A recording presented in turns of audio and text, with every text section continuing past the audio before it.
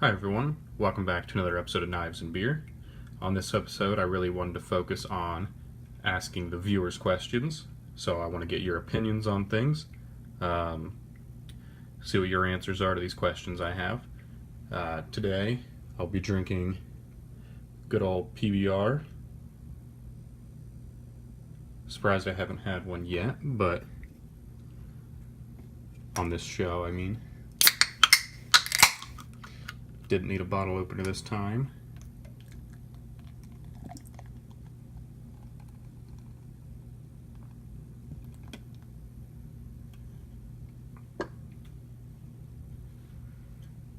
And I spilled a little, but whatever.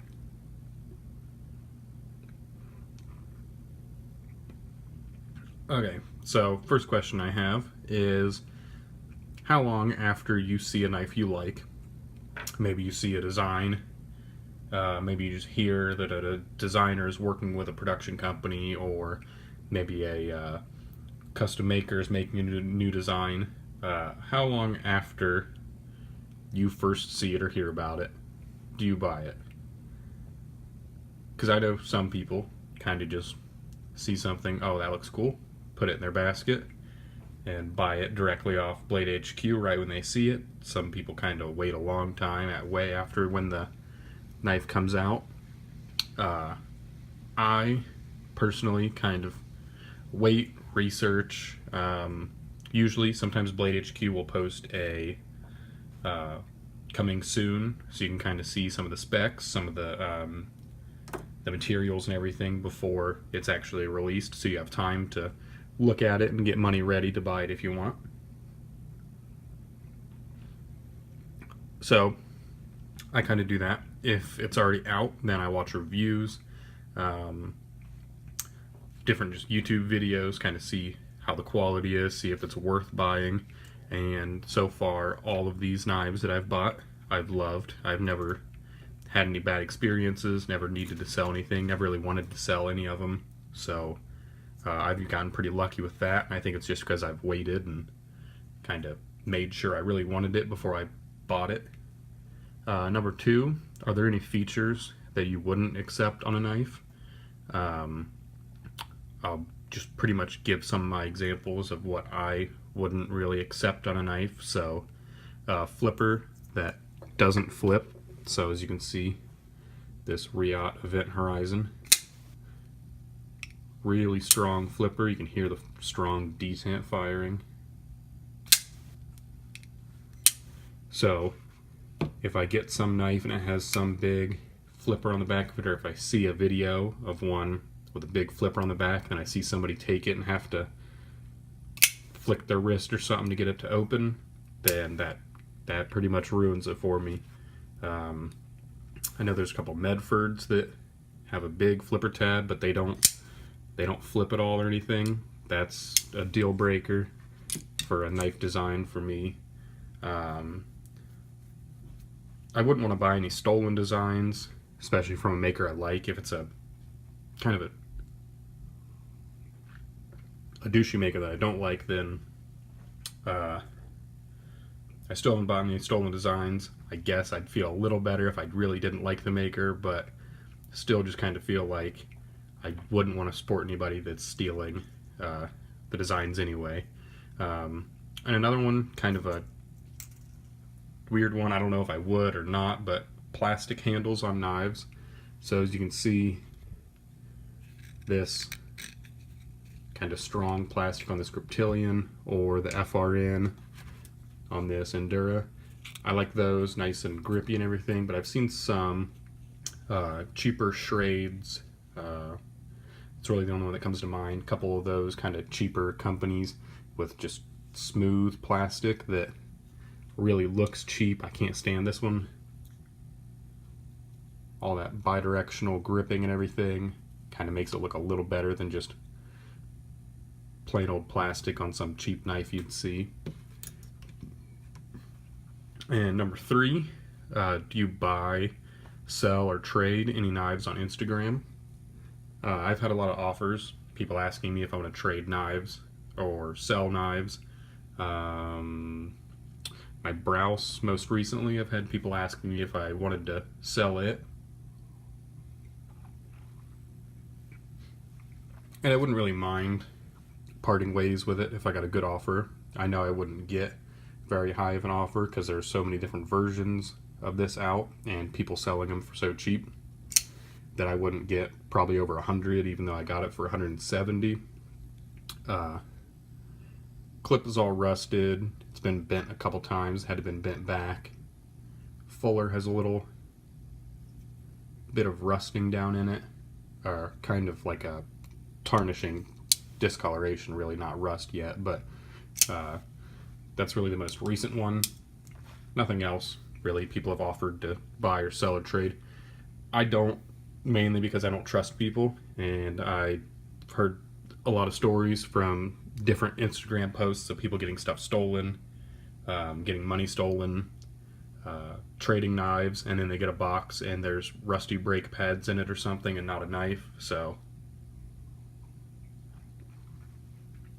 I wouldn't do it, but a lot of people do it and get away fine. So I just want to know, what are your guys' experiences? Number 4, what are your feelings on knife drama?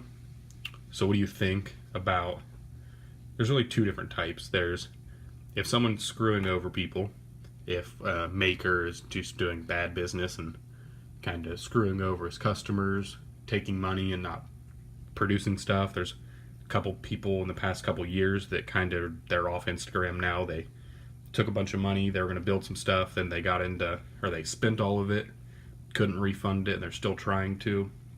Not going to mention those people's names, a lot of you probably know them.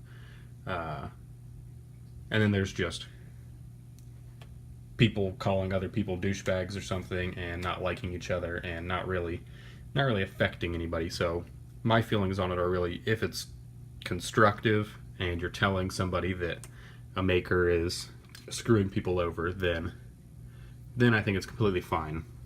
Make a long post, everything, have other people repost it and stuff, let people know that something's going on. If it's just some worthless drama, then that's what I really don't care for.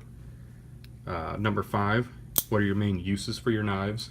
So I live in the suburbs, I'm a college student, I'm working as an engineer for the summer while I'm getting my degree, so all of my knives are usually spent doing stuff indoors, so cutting whatever. Where do you have to cut indoors? Tape and boxes and stuff like that. Just cutting a lot of stuff that's really easy to cut. Not really hacking down trees or doing anything outside. My outdoor knives are pretty much my Griptilian. I used this when I was mowing lawns for a summer as my everyday carry every day. Cutting weed whacker wire and everything. My paramilitary 2 while fishing, and I got it completely soaked with creek water when I fell in, so it's kind of seized up a little, so I need to take it apart and oil it up. My outdoor knives started out as really cheap knives, so this was one of my first knives that I kind of used outdoors. It was $24, I think, so it was a cheap beater knife. I didn't care about if I messed it up or anything, didn't matter, dull the blade, whatever.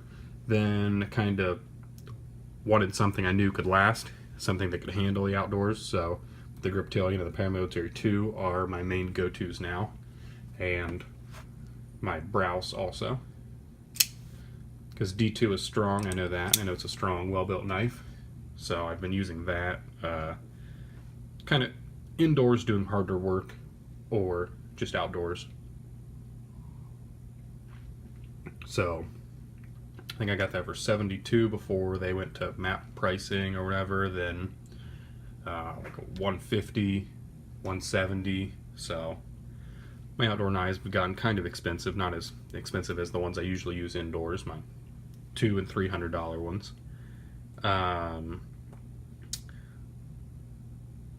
What is the heaviest knife you guys would carry? The heaviest knife I do carry, and I believe looking at all of these, it would be my GPB1 from Kaiser, which is 7.05 ounces, as it says on Blade HQ. So that's pretty heavy. When I actually read that, it seemed lighter than how it feels. It feels like a big, thick chunk. When I carry it, I don't really feel it. Doesn't bother me. I carry it in my my tan shorts. Doesn't pull them down or anything. It's not too heavy. I feel like I could go up to probably 10 ounces. Probably carry that much. Sorry about the stop there. So yeah, I feel like I could carry 10 ounces probably. That would be fine. Over that, I've held some knives that I think are heavier than that, and they were just over an inch thick total from each handle from side to side. Big Medfords, I think of the Arctica or something. Just a huge knife. No way I'd be able to carry that in any type of pants. Maybe a backpack I could carry it, but other than that, 7 ounces is really good. Anything lighter than that is fine. Probably up to 10 ounces. What's the highest you'd pay for a knife? So my most expensive knife, as you can see here, is my Strider, which was $400. As a college kid, I obviously can't spend as much as the collectors buying thousands and $2,000 custom knives. So I feel like probably $1,000 is as much I would ever go as to like buying a custom knife. Probably a mid-tech, I'd probably go no more than $400 for it. Just because once you get up to the thousands, I'd rather buy a $1,500 gun than a $1,500 knife. But if there's a custom knife that's really nice and it's only $500 or $600, then I can definitely see myself buying one of those. And what's your favorite knife? So out of all of these, just thinking about it now, I didn't write anything down for my answer. I think I'd probably have to go the HEA Equilibrium, which is one that I really didn't like when I first saw it on Wieners and Steel from, I think his name's Sam, when he was on there and showing off his new design. And then about a year later, I think, then it came out, and right when I saw that it was being released, I really started digging that design. I just didn't like the way the handle and the blade fit together and everything. I don't know why. And then now I just love it. It's really high quality. S35VN, all titanium hardware, hidden screws on the pocket clip, really cool 3D machine pocket clip. The handles are really cool, really nicely sculpted.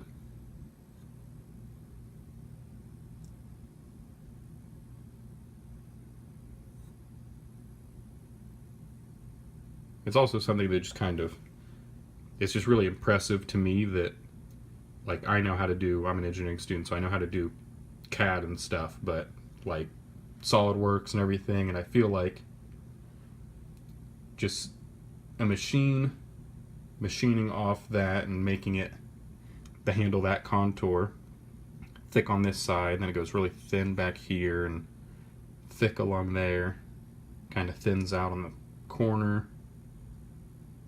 I just don't know how I would ever do that in SolidWorks. It would take me forever to try to reproduce that. So it's definitely impressive what he did in designing it. In the material, ceramic bearings, and I think maybe a ceramic detent. Just an all-around great knife. So what is your guys' favorite knife? Be sure to, if you have an answer to one of those questions or all of the questions, leave a comment down below. And everybody that is interested, go look at other people's comments, see what they have to say. See if any of them match your thinking. See if any of them match my thinking. Call out my answers if you think any of them are stupid or good. And don't forget to check out the other Knives and Beer and the other reviews on my channel. Thanks for watching. Don't forget to like and subscribe.